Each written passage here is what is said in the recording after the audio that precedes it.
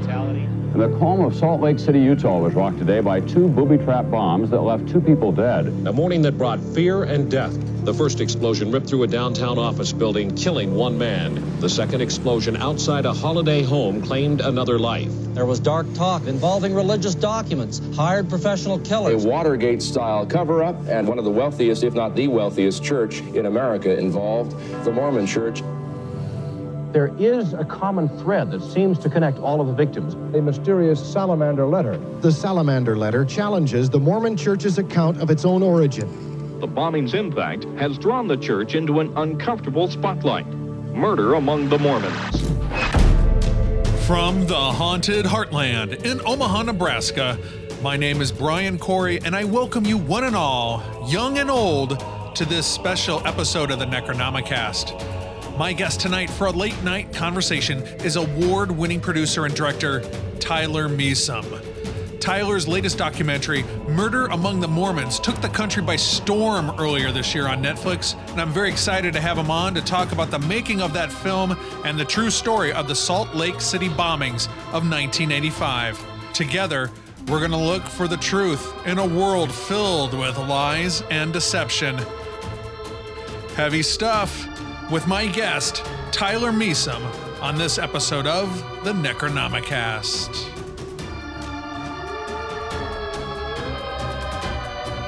And now calling in on the Necronomicast hotline for a late night conversation, filmmaker Tyler Measom is on the line. Tyler, how are you? Hi, Brian. First time caller, long time listener. That's right. This one's for all you lovers out there. Hi there. Can I use my NPR voice for this? There you go. There you go. Hi, welcome to NPR. My name is Tyler Measom. How's it going, man? It's fine. It's fine. Thanks for having me, man. I'm really excited. I always like to binge the shows that are hot on Netflix, and I came across Murder Among the Mormons. What a fantastic documentary, man. Congratulations. Thanks. You know, slapped together over a couple of days and a weekend. Yeah, you just one late night. Just threw it together in iMovie, right? Yeah, right. Just did that term paper the day before it was due. Yeah, nice cramming for the exam. But seriously though, like what a show, man! What a fantastic piece of work. And I watched your other show, one of your other movies, An Honest Liar, featuring the life of the amazing James Randi. I caught that. I found that after he died this last year. So I was a couple years late to that show, but that was fantastic as well. So I'm really excited to have you on the program because your documentaries are just riveting and fascinating and with such a great human side.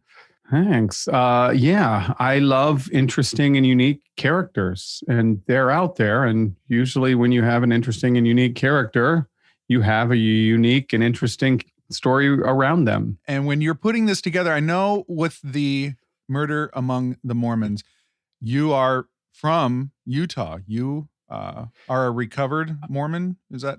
I still live in the mean, murderous streets of the 801, the SLC. I live in Salt Lake City now. I am, however, relocating, but I live in Salt Lake. I grew up in Utah. I was raised as a Mormon, a good upstanding young Mormon boy in a large Mormon family.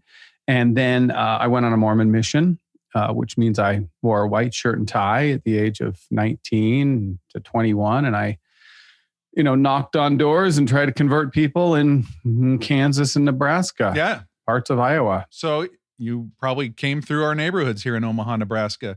Oh yeah, man. I spent a lot of time in Omaha. It's a good city. Oh, for real? It's a great city. Yeah. I liked Omaha. I liked Lincoln. I spent a lot of time in other parts of Nebraska. I spent time in North Platte, which is like a long ways away. Yeah. But I did a lot of small towns in Nebraska and Kansas. Just spreading the word? Just praising the Lord, baby. Just being a Mormon missionary, a 19-year-old kid while my friends were in college and having a good time and learning or drinking or partying or whatever. I was out carrying a Book of Mormon and trying to baptize people.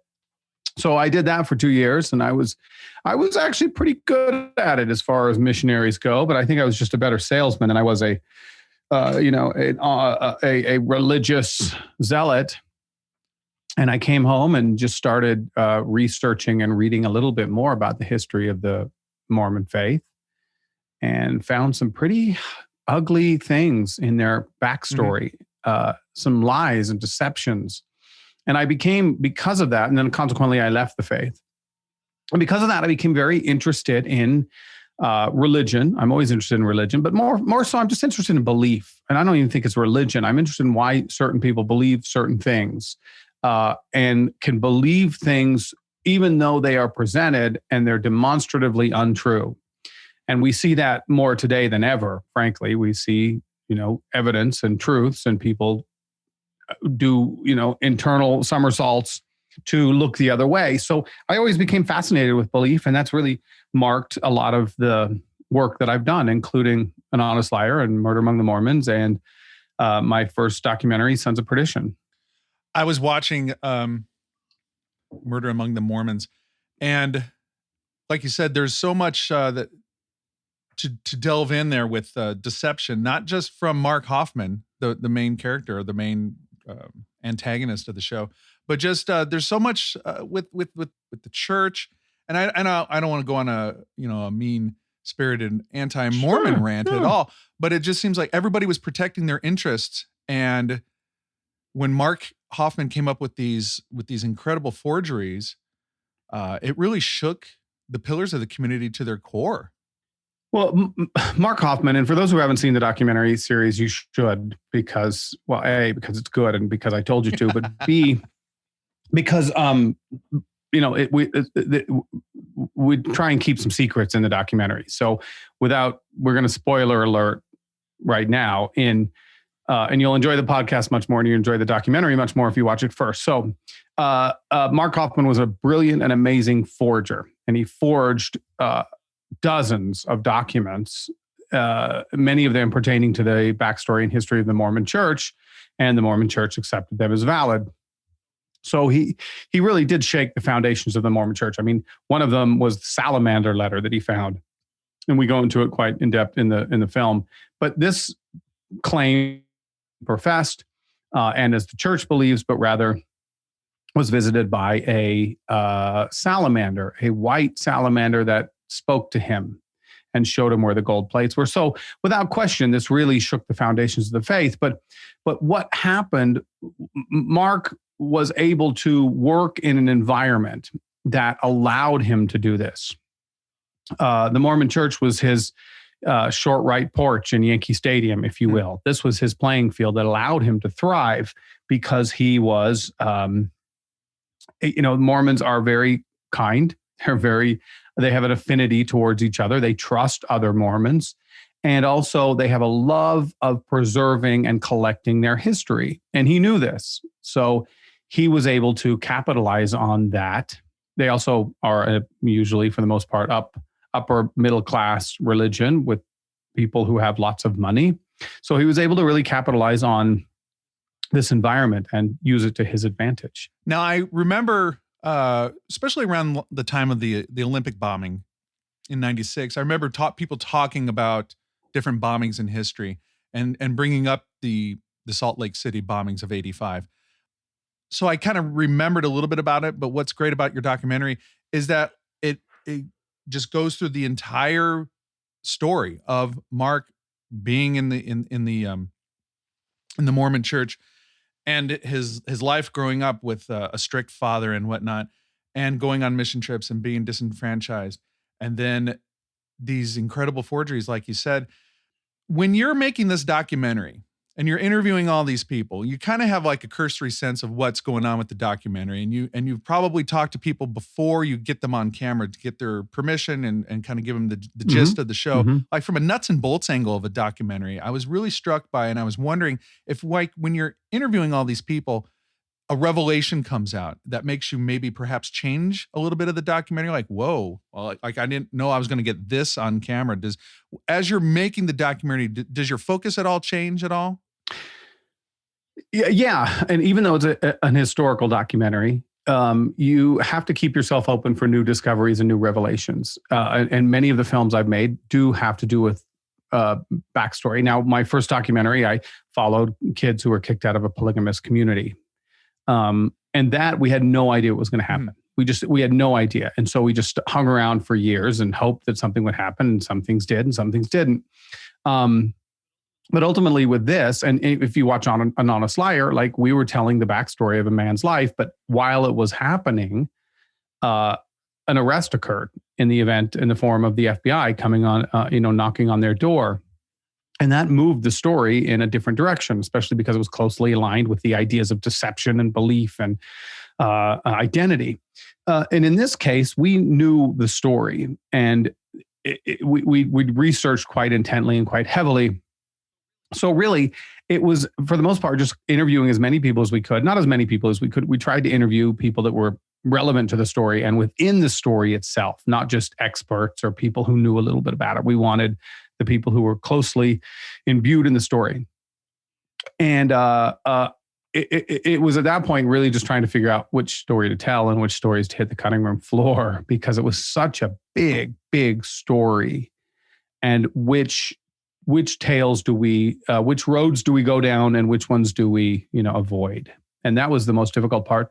But there were a few things that came out, Shannon Flynn's admittance that he wasn't with Mark the night before, which is in the film, which, I mean, numerous times he's said, I was with Mark Hoffman the night before the bombings. He told the FBI that, he told the church that, he told the press that, he told the police that.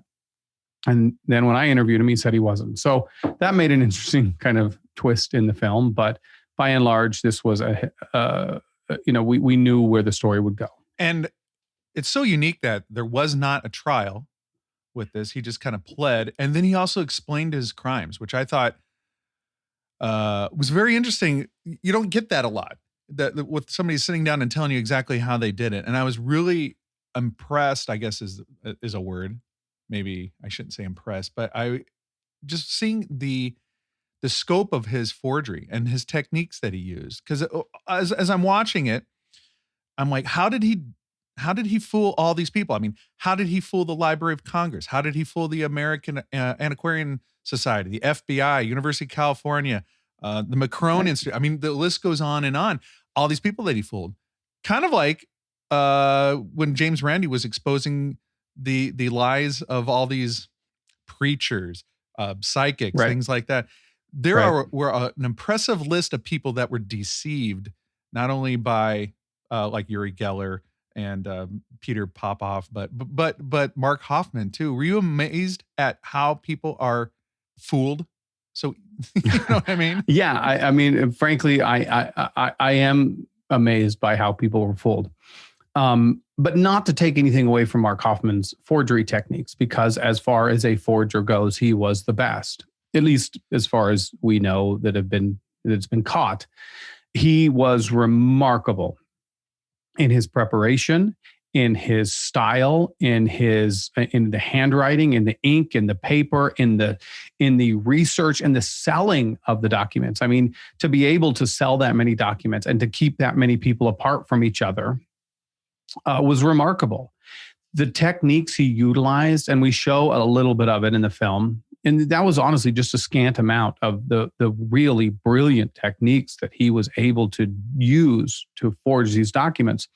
I think the most impressive thing was that, people forge signatures. Like, you can find George Washington forgeries all over the place. But Mark would write entire letters. He would write maps. He would forge photographs. He would forge documents. He'd forge financial documents. He'd forged money, old currency. And he'd forged an Emily Dickinson poem, for God's sakes, that was sold to the Emily Dickinson Museum. That was amazing. That he actually he came up with a poem in her style, wrote it out. Yep. And then I heard someplace where on the back, the flip side, he even added things in pencil to make it even look more authentic. Right. And that's the genius of Mark. So what he did is he wrote an entire Emily Dickinson letter or poem, and it fooled everyone. But it was written in ink, in the paper of the time, in the ink of the time, and with the pen of the time. But on the back, he wrote Aunt Emily in pencil, which is just the bigger detail to a mysterious woman, because it adds to the story. Whose was it? Who did he give this to? Who did Emily Dickinson give this to? Her cousin? And why did they keep it? And how did it? It's just those little touches that made him a genius at what he did. There's a woman the man who eventually bought that Emily Dickinson poem. It's a great story, and it's covered in a book called The Poet and the Murderer. It's a great book. But he wrote Mark in prison and said, how the hell did you do this? How did you write an Emily Dickinson poem? And Mark said, and I read the letter, it was amazing. He said, I read her poems for about an hour, and I found her muse. And I just thought that was fantastic. As a creative person, someone who kind of believes in inspiration and is fascinated by that muse that comes and gives you this tap on the shoulder. He claims he found Emily Dickinson muse and then sat down and wrote that poem. I mean, he would literally put himself in a trance and write these letters in the handrail and verbiage of Joseph Smith or Martin Harris or Francis Scott Key or whomever it may be. It was quite remarkable. He would just look at the handwriting and copy it. And if you look at Mark's handwriting, which we feature in the film, it looks like shit. I mean, it looks like a 10-year-old's. It's awful.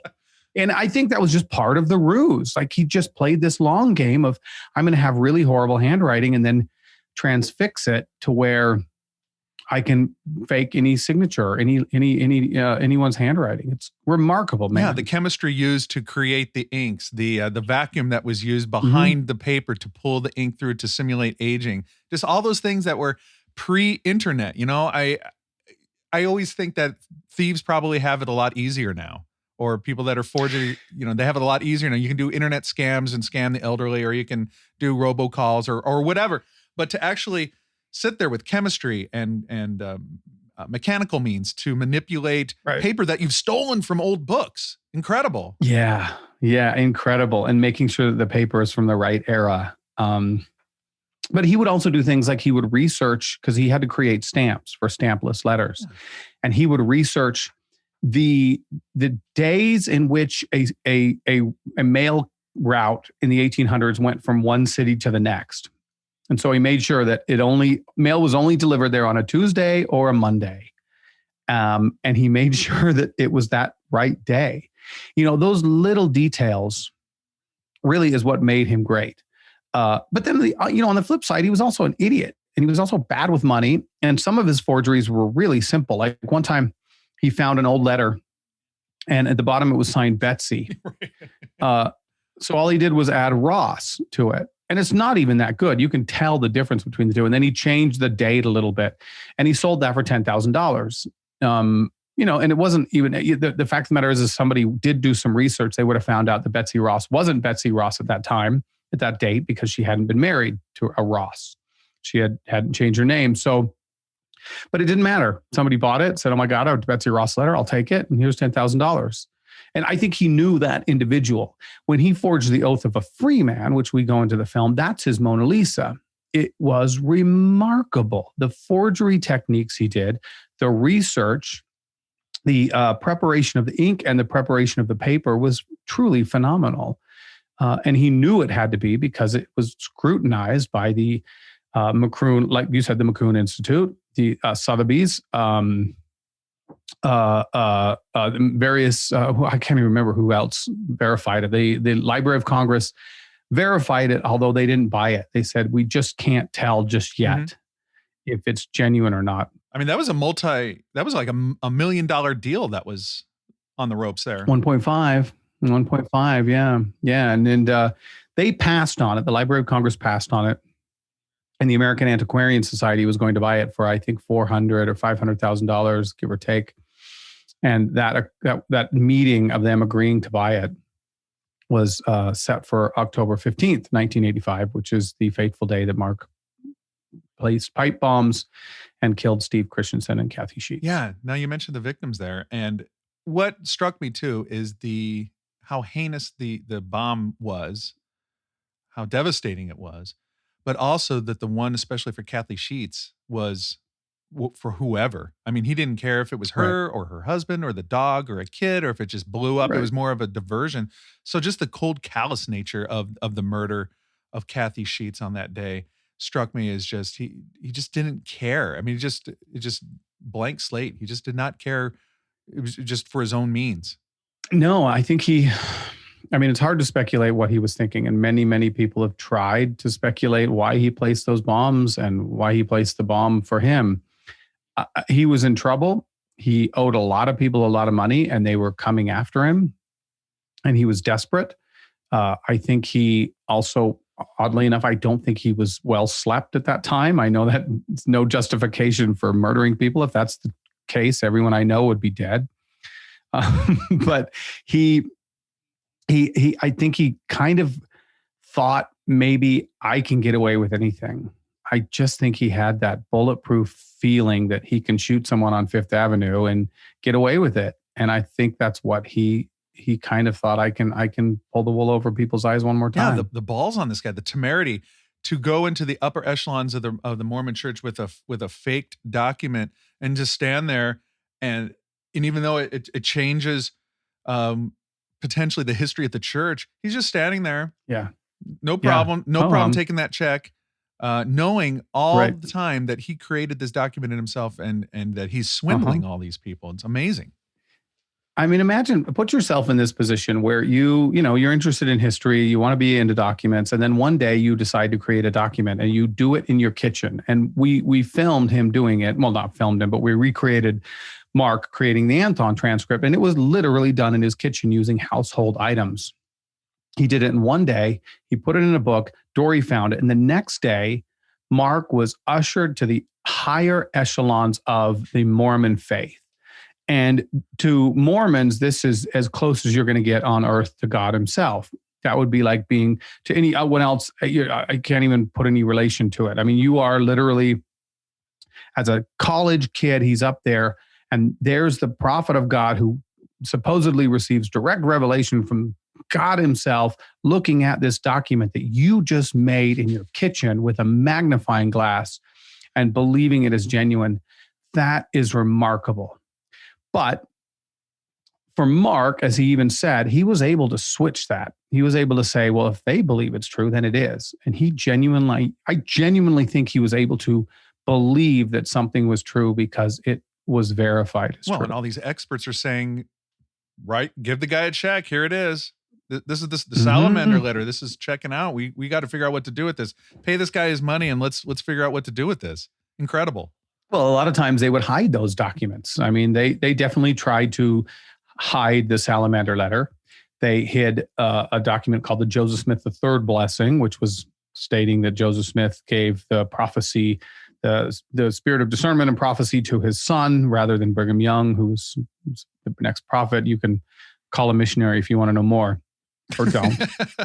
But he and the church tried to hide that. There was a letter called the money digging letter that was a letter that claimed that Joseph Smith was a treasure hunter, which is fact. I mean, that is fact. Joseph Smith was a known treasure hunter, but this was a letter stating that he was using a dowsing rod to find gold.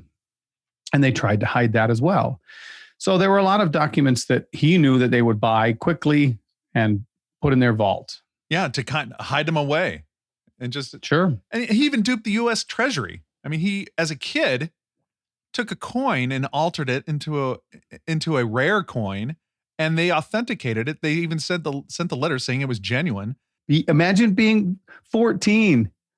I mean, look, we all lied when we were 14. We tried to tell our mom that we weren't, we came in at 10 o'clock or that whatever. I mean, but Mark didn't just fool his parents or his teacher or his bishop. He fooled the United States Treasury. And he bought a coin, a nickel that was worth, or a penny that was worth not that much, and turned it into a coin that was worth thousands. I mean, that feeling he must have had. And not to psychoanalyze, but, Freud said we're always trying to replicate our first sexual experience. I think in many ways that was Mark's first rush of power. Look who I fooled. And he had to continually feed that. He had to continually fool bigger and bigger and bigger. And he fooled dealers and he fooled the church. And then he kept fooling American history dealers. And then he fooled the Library of Congress with the greatest document find in American history, were it to be genuine, the Oath of a Free Man. Yeah, absolutely incredible. I can't help but notice like the connection to Honest Liar. I mean, when James Randi, who I I remember as a kid seeing him on Johnny Carson. I've talked on earlier episodes of the show how I used to love late night television. I remembered James Randi with his $1 Million Challenge and trying to debunk paranormal things. And I talk to a lot of paranormal experts, quote unquote, on this show.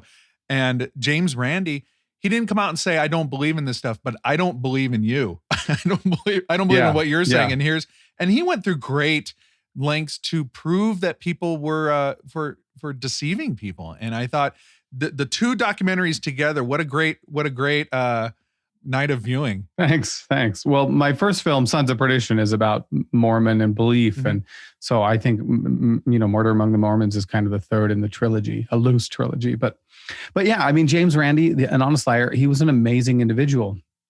Amazing, the amazing Randi. But, I think if there were people would say like James hates psychic ability. He hates psychics. He's trying to put a wet blanket on all of it. But the fact of the matter is if there were genuine psychic ability, I think no one would have been happier than James, the amazing Randi, because then it would have been, this is true, rather than you're using the tricks of magicians to bilk individuals. There was something in him that just, he hated lying. He hated seeing, he had such a good heart. He hated seeing people being taken advantage of by stupid tricks that he could do for magic, for entertainment. He hated seeing that. And he just spent his life trying to expose it. There was a mural in Salt Lake not too long ago. Somebody had written this, beautiful mural on the wall, and in nice flowery lettering, somebody had, on the mural, it was like, question everything is what it was there. And underneath it, someone had just spray painted why, which I just think is like, I mean, first off, it's just brilliant and meta in and of itself. But I think that's, James Randi, question the questions, question everything. And I think if we as human beings questioned a little bit more, I think the world would be just a little bit of a better place. Sure. He had such a heart of gold. Like I was watching, and he was so enraged that this preacher, the Peter Popoff, right? And he had a simple transmitter or receiver in his ear, and his wife was feeding him the information, and these people were going there. And I felt there's a scene where an African-American woman stands up and she's talking about her son who has like a tumor in his chest. And for him to give that kid hope and say, we're going to burn that tumor out of your chest. And then he passes around these Rubbermaid containers and he's pulling in all this money. I can just see, I admire Randi so much for saying, we're going to get that son of a bitch. And we're going to, they dressed up as security guards, and they had a frequency scanner inside the auditorium. And they found the frequency and they recorded them, man. That's incredible. I just love stories like that. Yeah. And that wasn't, I think I'm always fascinated in documentaries with individuals who have a passion for what they do and do it. Mm-hmm. We all want to save the world. We all want to create a business. We all want to do something interesting. James Randi found somebody who was deceiving and said, I'm going to bring that son of a bitch down. And it's not, this was not like a one-time incident. He didn't write an article. He didn't write a letter to the editor. He followed this guy around for months at his own expense. And he put together this like crack team of disguise men and electronics men to bring down this guy. And then he went on the largest platform at the time, the Johnny Carson show, and showed this footage. I mean, like that is doing something about it. That is taking action. And when you have someone like that, you have a great story, and you also have, a good documentary subject, I think. So absolutely. What I loved about it too, bringing in Johnny Carson in all this, Johnny Carson from Nebraska. Oh yes, of course. Kearney, Nebraska. Yeah. Studied at the University of Nebraska, worked in Omaha on a radio station. So yeah, we love Johnny Carson here. Do you think nowadays you could do anything at all like that? Like have James Randi come on your show and debunk some guy on like there's a couple shots where Carson's like,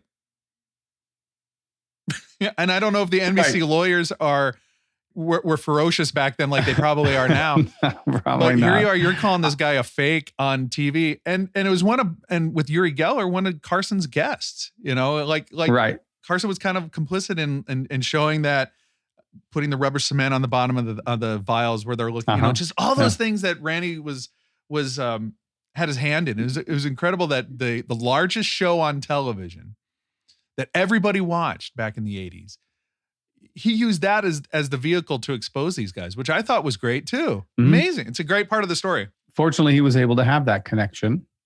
And I think the one thing you can take from that too is that, there was that moment when Uri Geller is being debunked on the Carson show, and it's not good television. I think that's the biggest change, is like literally that was like a 20-minute segment of him trying to move a film canister and couldn't do it. I mean, it was just like nowadays they beg, you have 3 minutes, tell a funny story, get off the air. We have someone else coming. So I think, it was a different time that Randy was able to do that. Sure. It was a looser time too. People drinking on the air and yeah, it would cut to Carson, and there he's just smoking a cigarette right on the air. And in screenings, people are like, "What?" They're laughing, and I was like, "Well, that's just what happened, man. People smoke cigarettes on the air. Could you imagine that? Coming back from commercial, and there's Jimmy Kimmel just with a Marlboro. Like, no way, that would never happen. His beer down behind the desk, and right. We're on the air. Oh, right. Yeah, it was a different time for sure. But how exciting that was to see all that played out on the documentary with James Randi. So he and his companion, who later became his husband, Jose, how interesting that was to watch and see how all that developed, with Jose fleeing his homeland to come to the United States because he's afraid of getting killed for being a homosexual, and befriending Randy and them having this relationship together. And I felt sorry for him when Randy was using him to become the psychic or the channeler to debunk all that. But it was a great part of the story. But I felt so bad that he didn't really want to be part of it, but yet he was thrust into it. And but they remained close forever and got married at the end. Yeah, and it's beautiful. It was a story that fit along the themes of the film, identity and deception. But by and large, and Randy was gay, and it shouldn't be a big deal. And it was surprising, even 5 years ago when that film came out, people were still a little bit like, "That's gross." And what do you mean? Was it more of the age? Was it more of the age thing, or do you think it was? I think there was the age thing. Yeah, I do think that was a little bit odd. Davey being much younger and Randy being in his 80s. But they genuinely loved each other, and they needed each other in their life. So, but at that time, like the arrest came, I mean, that film could have turned out a lot differently had it not happened the way it did. And for those that haven't seen it, Jose was arrested for lying on his passport or identity theft. Yeah, he had taken the identity of another man in order to stay in the United States. And the question was did Randy know that? And I mean, yes, I think he did, to be honest with you. But what was amazing is this was a lie that had been kept for, goodness gracious, 30-something years, 25-something years, and happened to come out while we were in the middle of filming a documentary about deception and identity and James Randi. So it definitely gave it a bump. So like when you were making that documentary and that wasn't in the planning stages, no, it hadn't happened until we were in the middle of shooting. What's the stress level like for a filmmaker? Like, do I include this? Do I not include this? Or or how much, because it totally turned the direction of the doc. Right. And it was, if he'd have been arrested for, shoplifting, we probably would have been like, all right, well, we're not going to cover that. That's too bad. But it directly dealt with what we were dealing with, which was forgery and fraud and deception. And it was also part of their life. And it actually gave us, in many ways, an accelerated third act, because we didn't have a, at the time it was like, this is a story of a man's life. This was, now we had a what's going to happen, which helped the storytelling. But it delayed the filming a little bit. It delayed the completion of the film because we had to see that out. Sure. When you're dealing with, like at the beginning and you come up with this idea, how do you approach somebody like the amazing Randy to say, we would like to make a documentary on your life and times? Was he receptive? Did you have to kind of work on him a little bit? What was that like? I think in general, when you're trying to that's the most difficult thing to do when you're trying to make a documentary about someone. Look, I'd love to make a documentary about Steve Martin, but I don't have that access, or Bill Murray, but I don't have that access. Gaining access and trust is the most difficult part of making a film. Because I had made a film prior, it was helpful, but I just went and saw him, and I sat down and we had breakfast, and he said, "I'll do it." And Randy said, "I will do this under one condition. Warts and all," he said. "I want you to reveal everything about me," which I thought was, very bold of him to do that. And I think he knew he was getting older and he wanted, something done on him. And of course, being the press hound that he is, he wanted to do it. In the case of Murder Among the Mormons, I had to interview X amount of individuals, many of whom, what was that? I don't know. Sorry, something's sound in my ear. It's the voices. I had to interview these individuals, many of whom had to, bring back this very horrific part of their life. And I'm the kind of filmmaker that I like to gain the trust of individuals. I don't like this, I'm going to fly in, I'll sit you down and I'll interview you, and then I'm going to pack up my shit and I'm going to leave. I like to really get to know these people. I like to sit down before with them. I like to take them to lunch. I like to take them to breakfast. I like to have numerous phone calls so that when I do sit down with them, they feel more comfortable with me. Rare is the occurrence when somebody will sit and listen to you for 8 hours or 4 hours or 2 hours at a time without immediately responding or telling their own story. So for many of these individuals, it's cathartic to have a documentarian, ask them questions and trying to figure out what they may be feeling at the time or now. And it's also very exhausting for the subject and for the question asker. I think it can be very tiring. What I like about your documentaries is that you're very quick to show the human side of things. There's a lot of times where you could feel the emotion from 30 years ago bubbling up to the surface, especially with like Brent Metcalf. Right. Well, and then there was the stock footage or the footage from the earlier interviews with Terry Christensen, the wife of Steve. Yeah. There was just so much, not redemption, like reconciliation, or there's like forgiveness of what Mark did. And that's, those stories are always so challenging to me, and I love hearing them, but it's just amazing to me, the human condition of like Terry Christensen. Her husband was blown apart, and I've even read accounts where he was still alive when they found his body, like whimpering or making sounds, and how horrible that is, and what a terrible, terrible way to die. And she, maybe it's a testament to their faith and this belief. Possible. And Alvin Russ too, the guy that was just, he was financially ruined by his dealings with Mark Hoffman. Was. And emotionally. Yeah. Both of them were just like, I'm not going to give him any more energy. I'm not going to give him any more of my life or time. And that was powerful. Just the reconciliation, or the maybe not reconciliation, but just the forgiveness that they offered to him, and they're able to move on with their lives after this incredible tragedy. Yeah, well, I think it's healthy in many ways. I mean, you can't carry around this hatred for somebody and something that happened in the past. We make mistakes as humans. We follow the wrong forger. And in the case of Terry Christensen, I mean, she didn't do anything wrong. It's awful and it's terrible. She lost her husband, but at some point you have to shed that, and kudos to them for doing such. And in the case of Al Rust and many other individuals who were able to say, I was duped, I was fooled. And I think, if more people were able to do that, I think that's the number one problem. It's not that we believe certain things.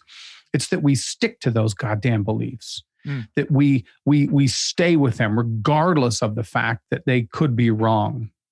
We're so unable to admit fault or show weakness that we may have been wrong, or we may have chosen the wrong party or the wrong church or the wrong job or the wrong preacher or whatever.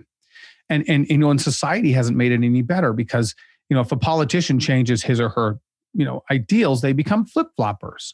well, aren't we supposed to change our ideals? Aren't we supposed to learn and grow and say, God, I was wrong and I'm sorry and I learned from it?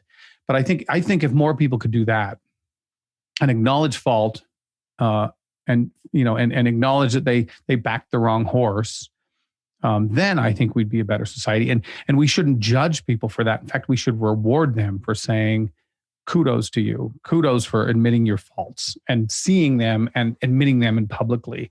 And I think that's, hopefully what I'm trying to do with some of my art, to say it's okay to change. Well, yeah. And that's the problem I have with, it's a hip term now, cancel culture. And, Right. and I think people need to be held accountable.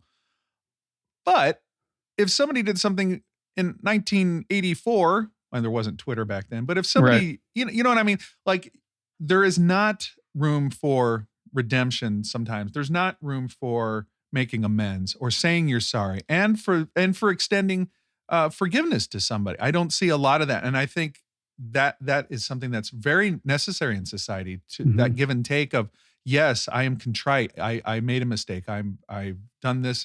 That's a wrong. And for society to say, we're glad that you learned from that. Let's move on together. Yeah, well, that's relationship 101, for God's sakes. Right. Work it out, say I was wrong, honey, and I apologize. And then for your partner to say, it's okay, and let's move on from it and try not to do it again. And maybe you will, but let's try not to do it again. I mean, it's so easy to adapt. It should be so easy to adapt, but we've just put up walls, I guess. Yeah. When you were putting together Murder Among the Mormons, and you live there in Utah for a while still, what was the reaction like, where people, don't bring this up again, we've moved on, or finally somebody's telling a story about this? What was the reaction in the community where it happened? Well, I haven't picked up any brown packages in front of my door, if that's what you mean. This was a remarkable story. And I think people who knew about it knew that it was a remarkable story. And many individuals have tried to tell the story in one form or another. There have been some really shitty television documentaries, like Investigation Discovery documentaries, done on the film or on the subject, and they were just awful. So it wasn't something that was hidden. However, the great part of what it was that many people didn't know about it. So that enabled us, even in the state of Utah, they didn't know about it. And I think a lot of people wanted it swept under the rug. They were embarrassed. They were humiliated. Plus, it was 30-something years ago. God, we don't know what happened last week for the most part. Yeah. So I think it was nice for us as storytellers to be able to spring that on the audience, and also to use that in part of our 3-act structure, which was to not have to reveal that Mark was a forger and a murderer immediately. We could draw that out and keep the suspense. But I think most people were very happy that it came out here in the state of Utah. And I'm not a big fan of the Mormon faith, to be frank with you. I think they have an ugly past. I think they have racism, misogyny.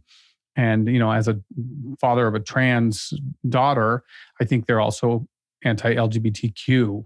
So, but I kept that, in the closet. I didn't let that affect my storytelling and have my proverbial axe to grind with them in this film.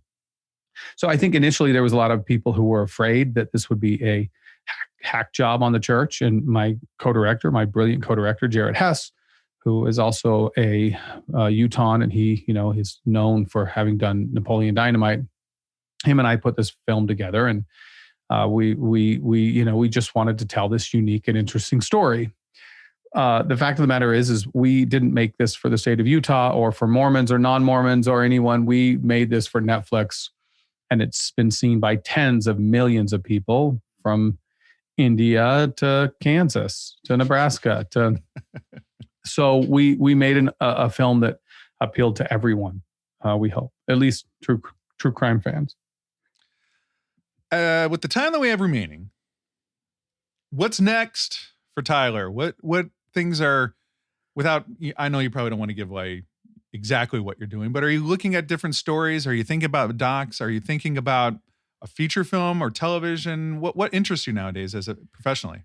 Man, I do have a documentary that I'd previously done called I Want My MTV that comes out on Netflix, and it came out on A&E a while ago, but it comes out on Netflix in August for the 40th anniversary. And that was fun. Making a music doc was a blast. So I might gravitate towards that. I for better or worse, I don't choose my projects lightly. Making documentaries takes so damn long, and they take so much time and passion and energy and effort. And unfortunately, there's not enough money in it that I can be like, I'm just doing this for the money, because there's just, so I choose very wisely the films I do. I have to love it. I have to be interested in it.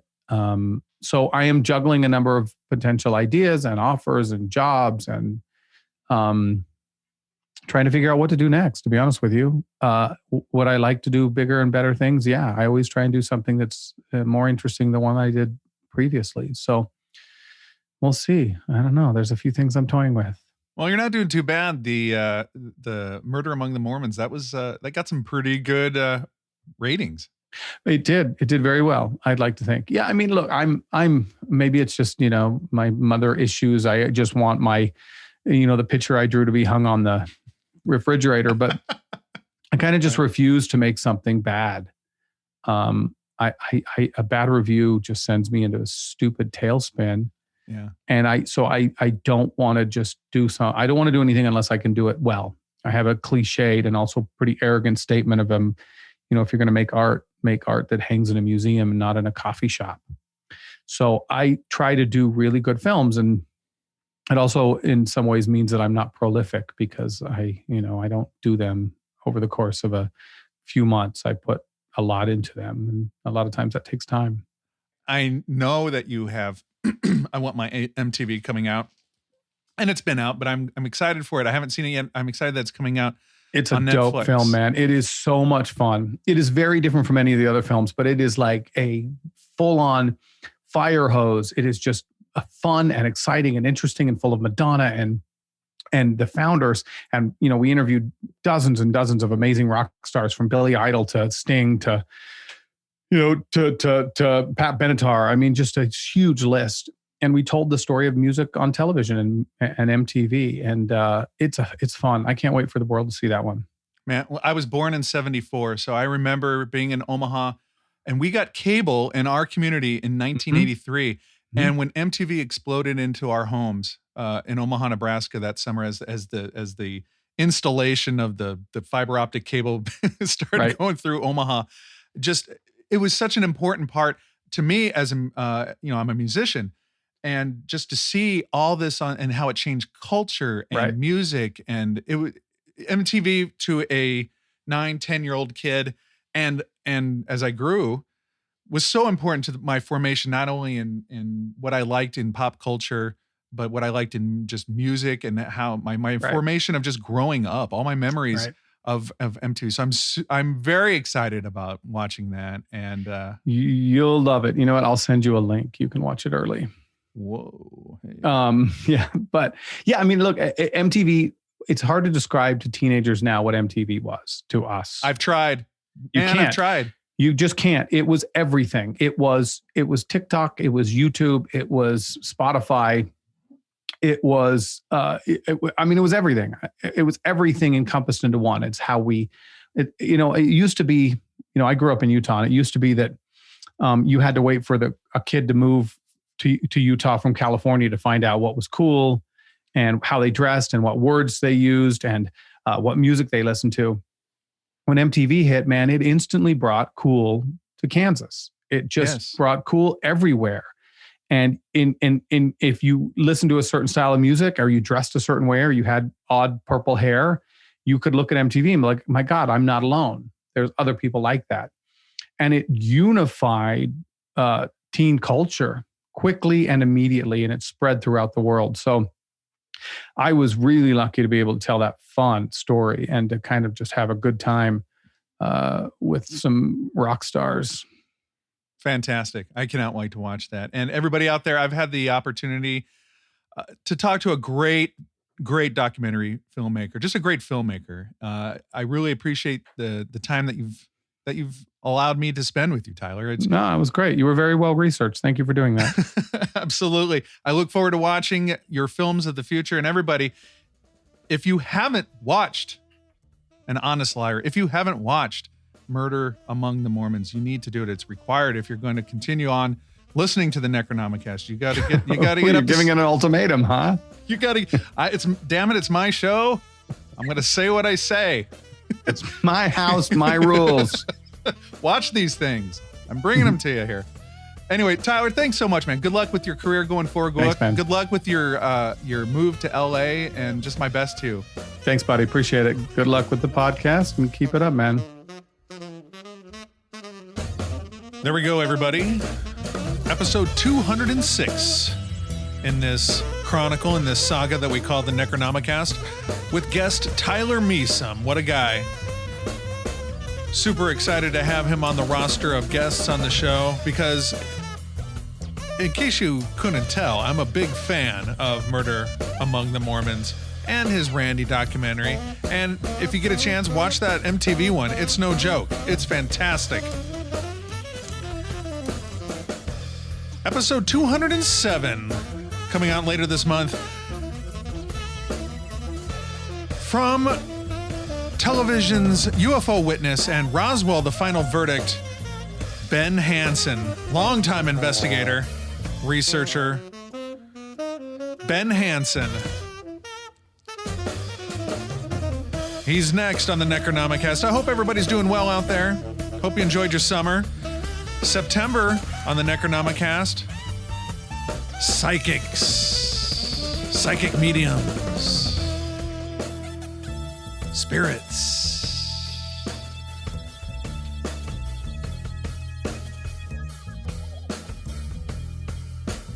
Copyright 2021.